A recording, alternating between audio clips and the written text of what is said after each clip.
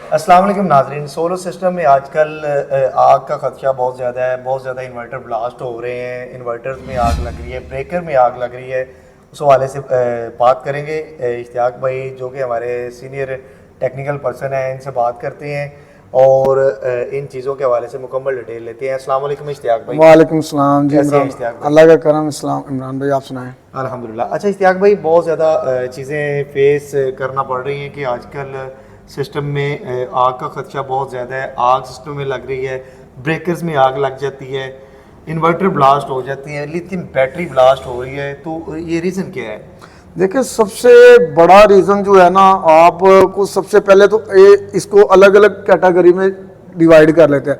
जैसे कि अगर आपकी डीबी बॉक्स में अगर आग लग गई है तो डीबी बॉक्स में आग लगने की वजह देखिए सबसे बड़ी बात यह कि एक तो आपको तार की कैलकुलेशन करना पड़ेगी कि मैं जो सिस्टम लगा रहा हूं इस सिस्टम में मुझे कितने mm की तार लगानी चाहिए। मतलब आसान अल्फाज में मैं अपने देखने वालों के, क्योंकि हमारे जो व्यूवर हैं वो काफ़ी सादा हैं, जैसे कि 329 की तार है वो कितने एम्पेयर का लोड उठा सकती है, 729 की तार है वो कितने एम्पेयर वो अपने अंदर से गुजार सकती है, 736 है, में भी 742 है, 752 है। ठीक है, ये बड़ा आसान करके सादा सादा बता रहा हूँ। ठीक है, सबसे पहले तो आपने पहले वो चीज़ देखनी है कि आपका जो सिस्टम आप लगा रहे हैं, आपको इस सिस्टम में से ये तार में से आपके एम्पेयर कितने गुजरने हैं। एक तो आपकी वो प्रॉपर होनी चाहिए। और दूसरी सबसे बड़ी बात ये कि आप ये जो ब्रेकर इस्तेमाल करते हैं ना, जो डीसी वाला एसी की जगह लगा दिया और एसी वाला डीसी की जगह पे लगा दिया, मतलब कि लगाने वाले को कोई पता ही नहीं है कि यार ये मैंने जो लगा रहा हूं इन्वर्टर, जो ब्रेकर में लगा रहा हूं, ये ब्रेकर में डीसी है कि एसी। उसकी नजर में एक ब्रेकर है, वो जस्ट उसके लिए ऑन ऑफ बटन है। एक तो एसी वाला एसी की जगह लगेगा और डीसी वाला डीसी की जगह लगेगा, एक चीज। और तीसरी और चीज कि देखें, सबसे पहले आपने अपने एम्पेयर को काउंट करना है कि आपका जो सिस्टम है, आपका मे बी आप चाहे सोलर सिस्टम के साथ ब्रेकर इस्तेमाल कर रहे हैं या अपने किसी घर की डीपी के साथ ब्रेकर इस्तेमाल कर रहे हैं, आपने जो ब्रेकर इस्तेमाल करना है, आपने अपने एम्पेयर की, अपने लोड की कैलकुलेशन के मुताबिक उतने ही एम्पेयर का ब्रेकर लगाना है, ना कि बहुत ज्यादा बड़ा लगाना। एम्पेयर का लोड है हमारे घर का, तो उस पे हम 30 एम्पेयर का ब्रेकर लगा सकते हैं। एम्पेयर से एक्स्ट्रा लोड से हम एक्स्ट्रा, अगर आपका देखिए 25 से 30 एम्पेयर का लोड है, मे भी 25 एम्पेयर है, 20 एम्पेयर है, 30 एम्पेयर है, तो मैक्सिमम मार्केट में 32 एम्पेयर का, 16 एम्पेयर का, 20 एम्पेयर का ब्रेकर चल रहा होता है। अगर आपका 25 एम्पेयर का लोड है तो आपको ज्यादा से ज्यादा 32 एम्पेयर का ब्रेकर लगाना चाहिए।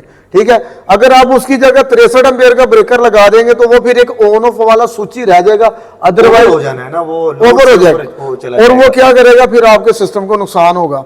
एक तो रीजन ये हो गया, आपने अपने जो लोड है, अपने लोड को काउंट करके उतने एम्पेयर का ही ब्रेकर लगाना है ताकि वो आपका सिस्टम जो है ना वो प्रॉपर वर्किंग करे। दूसरी एक बात आपने कही इश्तियाक भाई के जो वायर है वो मैटर करती है। आप लोड की कैलकुलेशन करके उस हिसाब से वायर लगाएं। अगर आपका लोड ज्यादा है, 20 एम्पेयर का है, 15 एम्पेयर का लोड आपका एक वायर से गुजर रहा है, वहां पे आप 329 की सादा अल्फाज में बात करें तो 329 की वहां पे आप वायर लगा देते हैं, जहां पे हमारा जो लोड है वो 20 या 25 एम्पेयर गुजरना है, तो डेफिनेटली गर्म होगी, उसको आग लगेगी, वो ब्रेकर को भी आग लगेगी, डीपी बॉक्स को लगेगी, वो मुकम्मल सिस्टम ब्लास्ट होने का। बिल्कुल ऐसे ये चीज आपने, बड़ी चीज तो ये होगी, आपने अपनी वायर को काउंट करना है, उसके बाद आपने वायर को देखना है कि इसके में से एम्पेयर कितने पास होने हैं। दूसरा, उसके बाद आपने अपने ब्रेकर के, अपने लोड की कैलकुलेशन के मुताबिक अपने ब्रेकर को मैनेज करना है कि आपका ब्रेकर इधर कितने एम्पेयर का लगेगा। और तीसरा सॉरी, ये एक और चीज है कि आपका एसी डीसी का भी मैंने बता दिया। और सबसे बड़ी बात ये है कि आपने ब्रेकर, चाहे आपने सारी कैलकुलेशन, आपने हर एक चीज अच्छी कर रही है, अगर आपका ब्रेकर ही अच्छी क्वालिटी का नहीं लगा हुआ, कॉपी एक नंबर नहीं है,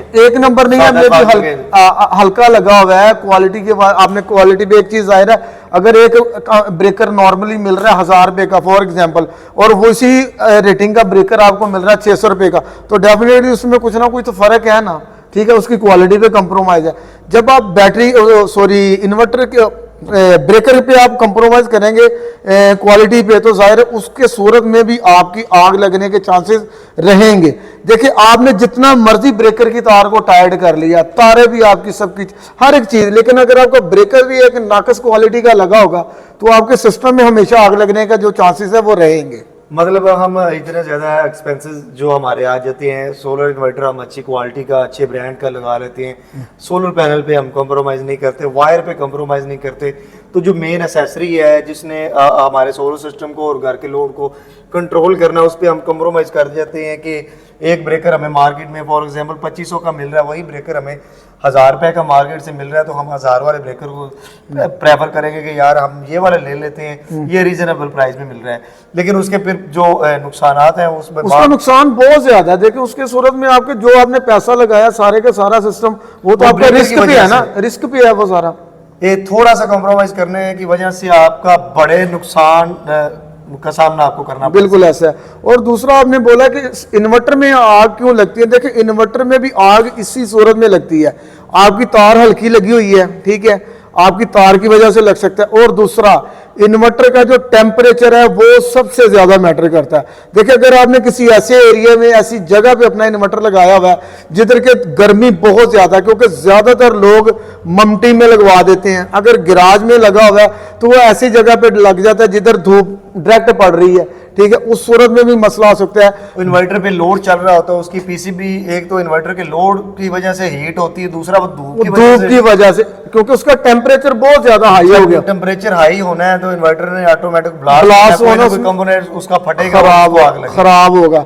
इसी तरह आपकी जो लिथियम बैटरी है, लिथियम बैटरी का सबसे मेन चीज आपने उसका टेम्परेचर को देखना है। कंपनी ने जो आपको टेम्परेचर बताया हुआ आपने उस टेम्परेचर के अकॉर्डिंग ही देखना है कि इससे मेरा टेम्परेचर ज्यादा ना हो। अगर उससे ज्यादा ऊपर जाएगा टेम्परेचर तो आपकी वो बैटरी फट सकती है उसको, और लिथियम बैटरी का ब्लास्ट भी अच्छा खासा ब्लास्ट होता है। इश्तियाक भाई, लिथियम बैटरी मैटर करता है कि जो भी लिथियम बैटरी लगाता है तो वो कोई ऐसी जगह पे लगाए जहाँ पे हमारा टेम्परेचर मेंटेन रहता है, कोई ठंडी जगह हो। बिल्कुल ऐसा है। ज़्यादातर लोग जैसे कि आपने पहले बताया कि माउंटी में सिस्टम लगा लेते हैं, बैटरी पे जब लोड होता है, जैसे इन्वर्टर पे लोड होता है वैसे बैटरी पे जब लोड होना है, बैटरी ने उसका टेम्परेचर बढ़ेगा और ऊपर से हीट होगी गर्मी की, बिल्कुल ऐसे ही है। तो उस वजह से बैटरी का टेम्परेचर ओवर होना है, ओवर होने की वजह से बैटरी डेफिनेटली वो ब्लास्ट होगी बिल्कुल। और आपको देखिए इसको अच्छा खासा नुकसान है। ये सिर्फ बात यह कि आपको जगह का तयन ऐसा करें कि जगह ऐसी हो जिधर आपको लगे कि यार इधर टेम्परेचर थोड़ा सा नॉर्मल है, इधर टेम्परेचर का कोई ऐसा इशू नहीं है, तो कोशिश करके देखें जिधर हम बड़े बड़े ऑन ग्रेड सिस्टम लगाते हैं उनके लिए हम जो अक्सर फैक्ट्रीज को हम रेकमेंड करते हैं यार जिधर 3 से 4 इन्वर्टर आपके लगे हुए हैं ना उधर हम एक एसी स्पेशली लगवाते हैं। एसी लगवाने का मकसद यही होता है कि आपका जो इन्वर्टर है ना उसका टेम्परेचर जो है ना वो मेंटेन रहे, क्योंकि उसमें ये 1-2 दिन वाली चीज नहीं होती, मे भी इससे आपने कोई 1-2 साल नहीं गुजारने होते, इसको आपने एक लॉन्ग टाइम तक लेके चलना होता है। तो इसकी जो केयर होती है वो बहुत ज्यादा एक जरूरी होती है। जो IP21 इन्वर्टर है उनमें सबसे ज्यादा ब्लास्ट होने की, आग लगने के चांसेस ज्यादा होते हैं, क्योंकि फिल्टर बंद हो गया, फिल्टर जब बंद हो गया तो उसकी जाहिर है उसकी हवा क्रॉस नहीं हो रही, आपका पीसीबी ठंडा नहीं हो रहा। जब पीसीबी आपका ठंडा नहीं हो रहा, आपका अंदर का सारा बोर्ड हीट हो गया हुआ है, तो उस सूरत में फिर आग लगने के चांसेस रहते हैं। सही, मतलब सोलर सिस्टम लगवाना चाहते हैं, सोलर सिस्टम लगवाने से पहले मैं तो जो इश्तियाक भाई ने कहा तो उसका निचोड़ निकालें तो मेरी समझ में जो चीज़ें आई हैं कि अगर आप सोलर सिस्टम लगवाना चाहते हैं तो कोई एक्सपर्ट बंदे से आप सोलर सिस्टम लगवाएं जो कि सोलर के बारे में जिससे मुकम्मल इंफॉर्मेशन हो, ना कि किसी ऐसे इलेक्ट्रिशियन टाइप से आप पैसों की बचत करने के चक्कर में आपने इतनी बड़ी अमाउंट का नुकसान कर बैठे।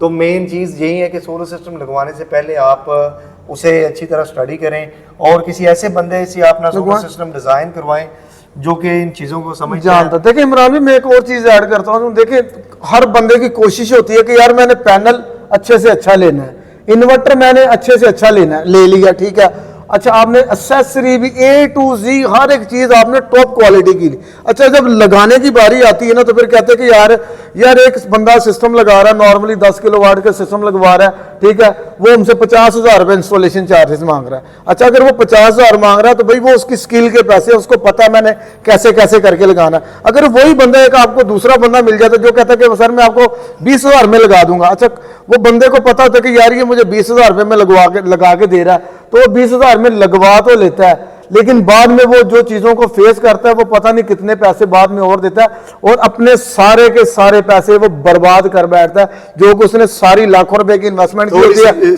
सेविंग करने थोड़े से पैसे बचाने की खातिर, क्योंकि वो चाहता है कि यार मुझे एक बंदा सस्ता सा मिल जाए ना, तो जिससे मैंने काम करवा ले, ना कि जिधर आपने लाखों रुपया अपने सामान पे लगाया और उसकी इंस्टॉलेशन किसी ऐसे बंदे से करवाएं जो कि प्रोफेशनल हो, जो कि इन चीज़ों को जानता हो। आप उसका काम देखें, आजकल हर बंदा अपने यूट्यूब पे अपना काम दिखा रहा होता है, उसका काम देखे, काम देख के फिर उसको जो है ना आप ओके करें कि यार मेरा सिस्टम लगा दें, ना कि 10-20 हज़ार रुपया बचाने के चक्कर में आप अपनी सारी की सारी इन्वेस्टमेंट जो है डुबो दें। सही। तो नाजरीन, सोलर सिस्टम के हवाले से जो चीज़ें फेस करना पड़ती हैं, जिन जिन वजह से सोलर सिस्टम हमारे हीटअप होते हैं, ब्रेकर में आग लगती है, इन्वर्टर ब्लास्ट होते हैं, लिथियम बैटरी ब्लास्ट होती है, वो तमाम डिटेल इश्तियाक भाई ने बड़े अच्छे तरीके से और तफसील से बताई। कोई भी सवाल जो हम अपनी वीडियो में नहीं बता सके, आपके ज़हन में कोई भी सवाल है कि उस टॉपिक पे हमें बात करना चाहिए थी, तो आप हमें कमेंट सेक्शन में वो पूछ सकते हैं। बाकी वीडियो देखने का बहुत शुक्रिया, जज़ाकल्लाह खैर।